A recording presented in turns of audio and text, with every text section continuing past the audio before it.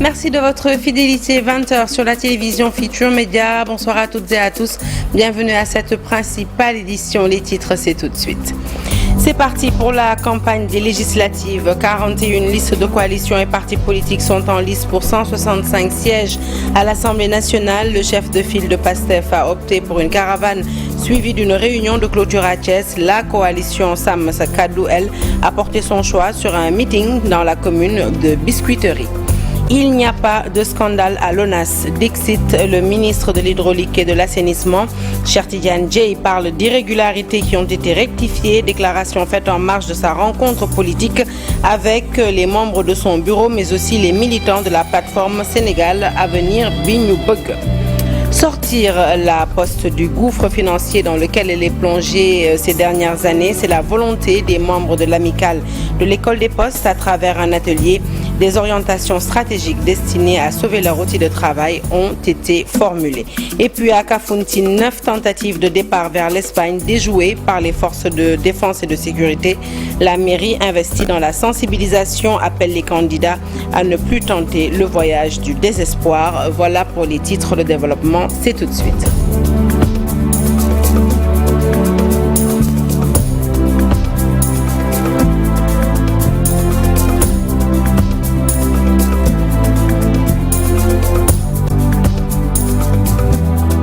Bonsoir à toutes et à tous. Un journal que nous ouvrons tout de suite avec la campagne électorale pour les législatives. Top départ donc pour cette campagne du 17 novembre. 41 listes de coalitions et partis politiques sont en lice pour 165 sièges à l'Assemblée nationale. Des têtes de liste qui ont déjà effectué leur enregistrement à la télévision nationale, la RTS. Les leaders, vous le savez, ont droit à 3 minutes de temps d'antenne pour convaincre les Sénégalais. Le chef de file du parti PASTEF, Ousmane Sonko, a entamé sa campagne par une caravane qui a sillonné les localités de Keur Ndiaye Lo, Sangalkam, Tivaouane, Pire et Mekhe, suivi d'une réunion de clôture à Thiès. À Bignona, parmi les 41 listes enregistrées, seuls le PASTEF, Diam ak Njeriñ et Takku Wallu Sénégal ont entamé leur campagne. Le siège de Khalifa Ababacar Sall, ancien maire de la ville de Dakar, sert de quartier général à la coalition Sam Sa Kaddu, dont il est membre. Son successeur à la tête de la capitale, Barthélémy Toye Dias, a lancé sa campagne à travers un meeting dans la commune de Biscuiterie. Il n'y a pas de scandale à l'ONAS, affirmation du ministre de l'Hydraulique et de l'Assainissement. Cheikh Tidiane Dièye parle plutôt de redressement, communément appelé en Wolof le Jubanti, déclaration faite en marge d'une rencontre politique de sa plateforme Avenir Sénégal bi ñu bëgg, rencontre au cours de laquelle Cheikh Tidiane Dièye a remobilisé militants et sympathisants pour un triomphe du parti au pouvoir au soir du 17 novembre prochain. Je vous propose de l'écouter. Ousmane Sonko l'a dit il y a quelques jours à Dakar Arena. Ce qu'il y a à l'ONAS, c'est un jubanti. Je ne voudrais pas me prononcer plus amplement que ça. C'est entre les mains de la justice. La section de recherche a démarré des auditions.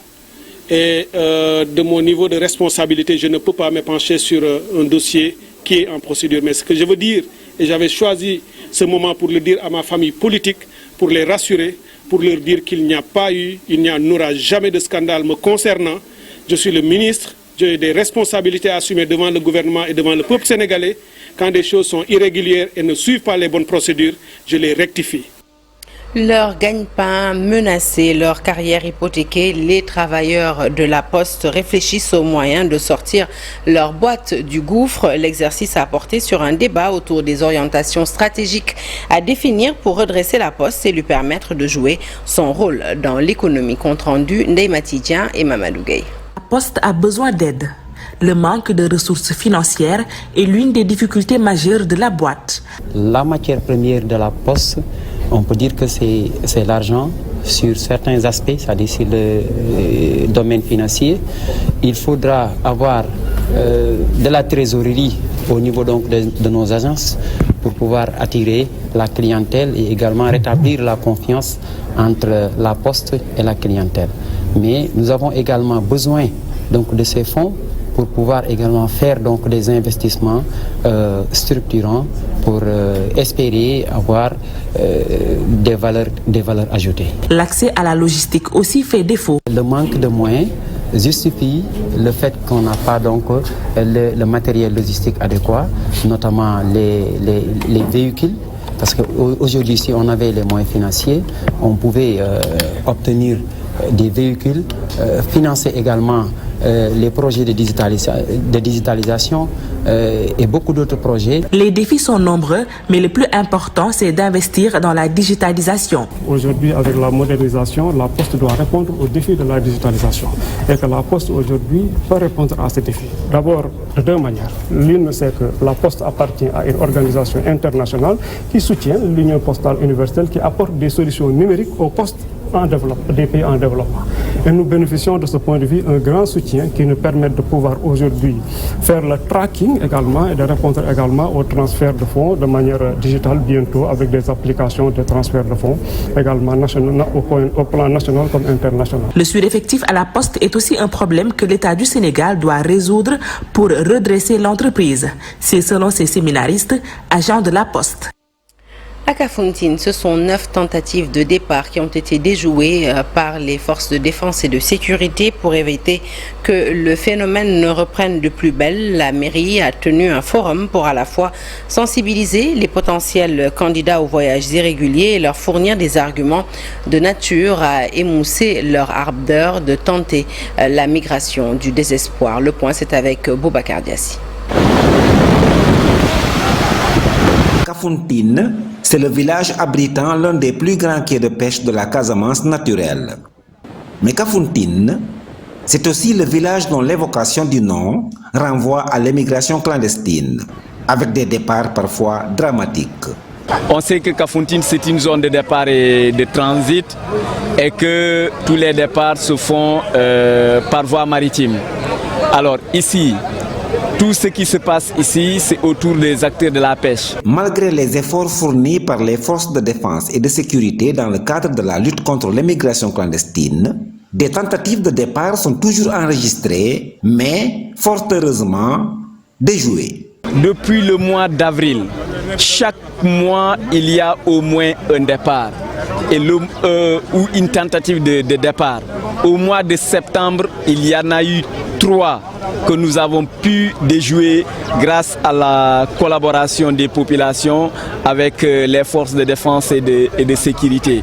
Aujourd'hui, si les acteurs de la pêche viennent vraiment s'ajouter au dispositif, les acteurs de la pêche artisanale organisent ce forum à Kafountine pour jouer leur partition. Aujourd'hui, ceux qui peuvent aider à freiner l'immigration clandestine, c'est nous-mêmes les acteurs de la pêche artisanale, parce que les pirogues nous appartiennent.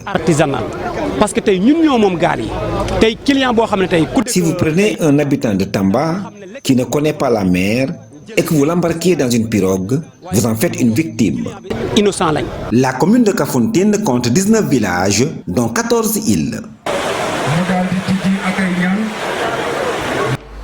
Une bonne nouvelle pour l'éducation dans la banlieue, un taux de scolarité élevé, moins d'enfants qui travaillent et moins d'enfants qui se marient, moins de jeunes filles plutôt qui se marient tôt. Des bons points dans le système scolaire de la banlieue, c'est ce qui ressort d'une étude de Enda Jeunesse Action. Désormais, l'organisation va s'attaquer à la santé mentale des élèves. Je vous propose d'écouter tout de suite Pierre-Marie Koulibaly, directeur exécutif au micro de Aminata Ba et Ousmane Baldé. Augmenter le taux de scolarisation. Il y a plus d'enfants qui sont à l'école.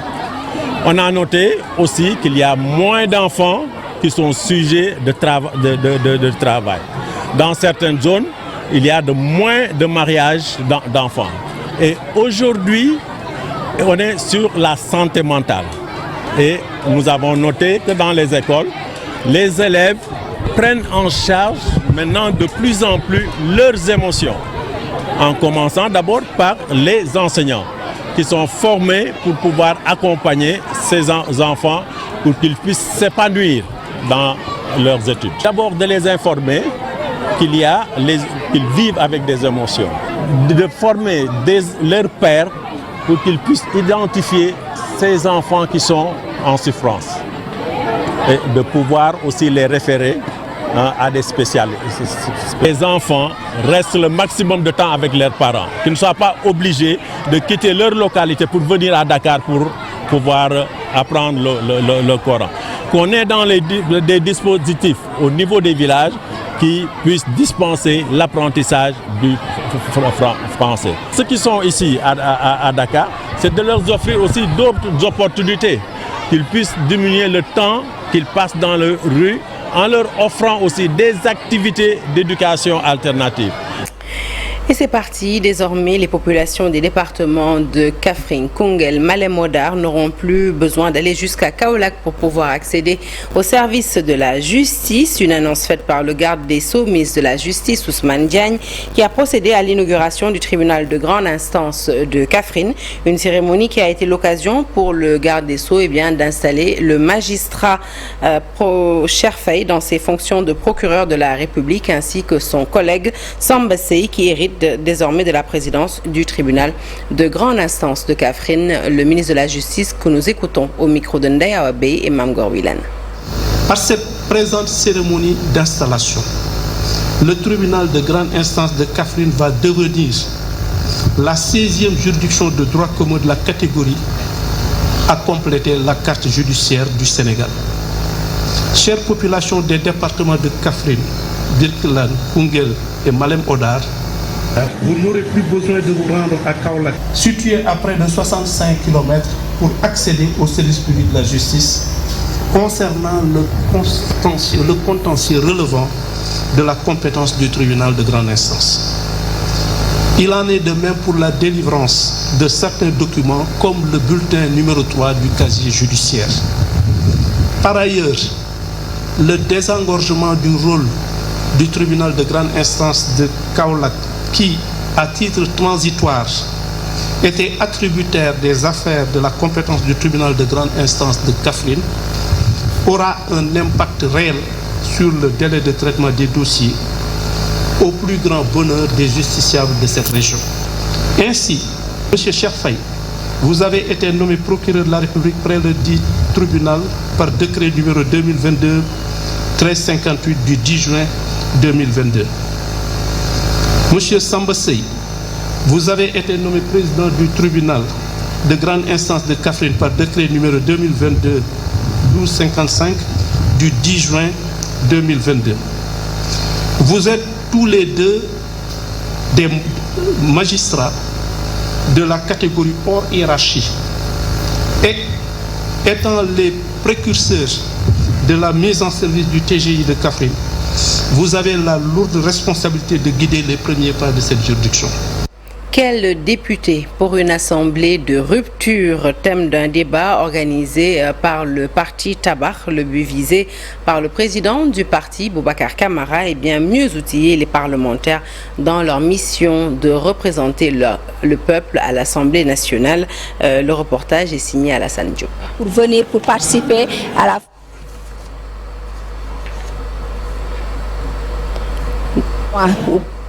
C'est bon. Un élément que nous vous retransmettrons certainement lors de nos prochaines éditions.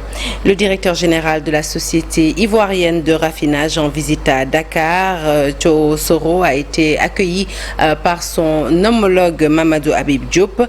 Les deux patrons ont manifesté leur convergence de vues sur la question de la transition écologique. Selon Mamadou Habib Diop, les deux États que sont la Côte d'Ivoire et le Sénégal ont fait le choix souverain de tendre vers un développement industriel dans le respect de l'environnement. Fatou Bintou Conté. La transition écologique et énergétique, une problématique qui interpelle le monde. L'Afrique, en plein développement industriel, compte sur les énergies fossiles dont certains pays, à l'image du Sénégal, viennent d'en faire les découvertes. Dans une dynamique de partenariat fiable, gagnant-gagnant, parce que nous faisons face aux mêmes défis. Nous vivons le même contexte, donc c'est normal qu'on soit soudés et qu'on mette en avant, en tout cas, un partenariat solide. D'ailleurs, je rappelle qu'il y a 2 mois, j'ai effectué ma première visite donc au niveau de la CIR, de la Société ivoirienne de raffinage, pour témoigner encore une fois de l'importance à ce que les deux sociétés puissent travailler en parfaite synergie. D'où la nécessité pour l'Afrique d'utiliser ses ressources en bon escient et en bonne intelligence, mais à son rythme.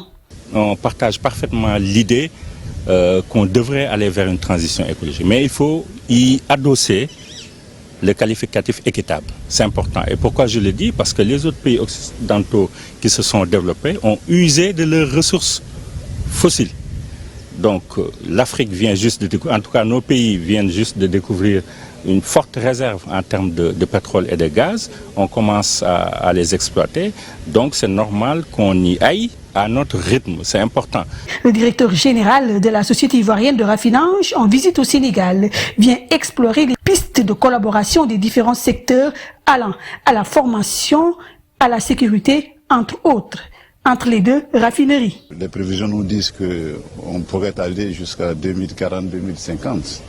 Donc il est important pour l'Afrique d'utiliser ces ressources-là, bien sûr en bonne intelligence, en tenant compte de la nouvelle technologie qui permet de diminuer l'impact du fossile. Mais je pense que l'Afrique a besoin du fossile pour asseoir son développement énergétique. Dans le cadre de l'association des raffineurs et distributeurs, les échanges d'expériences entre les groupes de travail restent un des fondamentaux.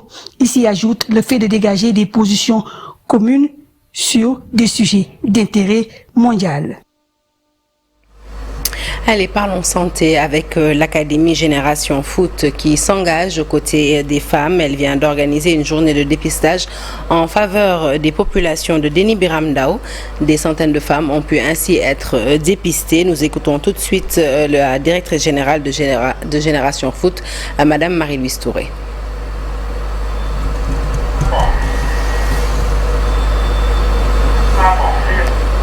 Décidément, petit souci également avec cet élément, nous nous en excusons et nous n'excluons pas de vous le mettre certainement dans nos prochaines éditions. Allez, on termine en foot avec le championnat de première division. Un but partout entre le Jaraaf et Dakar Sacré-Cœur, un match âprement disputé.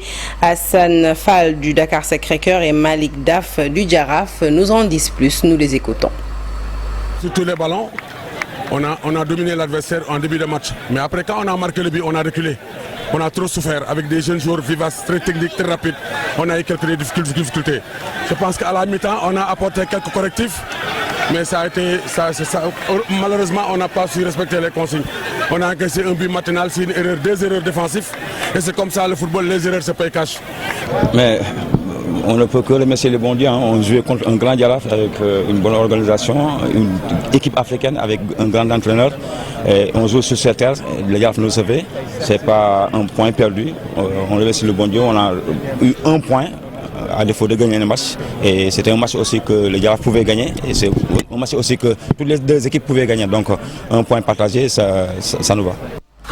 Fin de ce journal, merci de l'avoir suivi. L'actualité se poursuit sur toutes nos plateformes digitales un peu plus tard dans la soirée Pape Ngagne et ses invités pour le premier soir de campagne de cette campagne électorale des législatives. L'élection, vous le savez, c'est le 17 novembre. Restez avec nous. Excellente soirée en notre compagnie et surtout bon début de semaine à toutes et à tous.